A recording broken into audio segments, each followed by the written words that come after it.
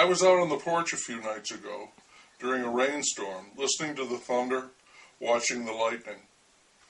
The lightning came in huge, strong pulses, throbbing stabs, like some god had just got his rocks off. And the thunder rolled and growled and rumbled like it was caught in the river valley and wanted out. And while this was going on, and believe me, it was a strong show, it came to me that outside of the story about Ben Franklin and his kite and the key tied to the kite string, which I don't understand, and probably is about as true as George Washington and the cherry tree, past that, which is not much, I don't know diddly about lightning. I resolved to see if I could patch that hole in my knowledge, because as I sat there taking in the ferocious display of fireworks, lightning seemed well worth the study. I have made that attempt, and I still don't understand lightning. That's okay, because those in the know, the ones who study lightning, who are called fulminologists, they don't understand it either. Not completely. So I'm in good company. Lightning begins, modestly enough, with water in the sun, evaporation. Water vapor escapes into the atmosphere and can form clouds, which are collections of water droplets, ice crystals, and a mixture of ice and water called graupel. And it is in the cloud that the chemistry of lightning gets interesting. Air movement causes collisions between particles, and these collisions, which become more numerous and severe when the heat and drafts increase, turning the cloud into a particle accelerator, cause the droplets to become electrically charged. The negatively charged particles gather at the bottom of the cloud, while the positively charged particles rise into the upper atmosphere, where they turn to ice. This creates in the cloud an electric field, which, when the cloud becomes cumulonimbus, has tremendous potential energy. The cloud is like a battery, and the atmosphere acts as a baffle, keeping the charges apart, emphasizing charge development and separation until the only possible way back to neutrality is massive electrical discharge. The energy in the cloud can go so strong that at the bottom of the cloud, at least two notable things happen. One is that the molecules of nearby air break down. They are stripped of their electrons, they become ionized, and they turn into what fulminologists call plasma. Into this plasma, the cloud shoots leaders, which are channels of ionized air.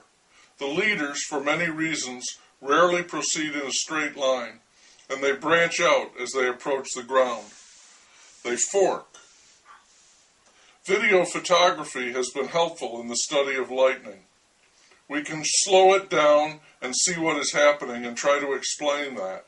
But this process is not well understood, and some fulminologists think cosmic rays are involved, along with relative electrons, whatever they are, and some have a percolation theory to explain it. I should say that this is cloud-to-ground lightning, one of the three main types. In the tropics, where most lightning occurs, cloud-to-ground amounts to 10% of all lightning, while in Norway, at that latitude, 50% of the lightning is cloud-to-ground. Overall, there are 1.4 billion flashes of lightning per year in the atmosphere.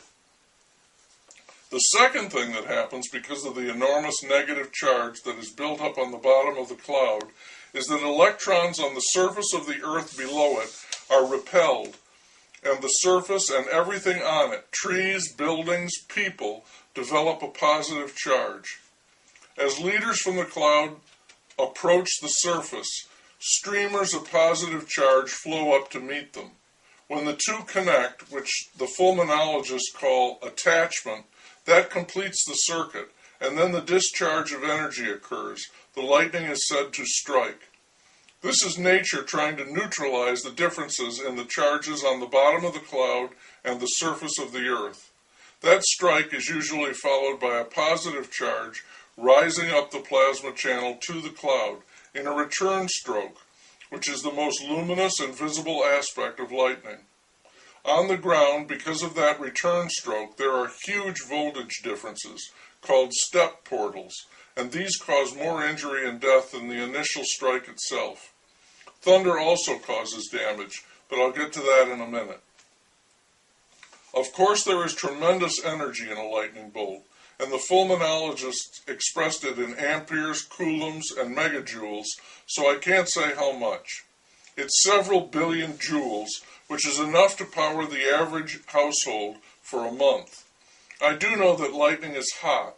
It's hotter than the surface of the sun hot.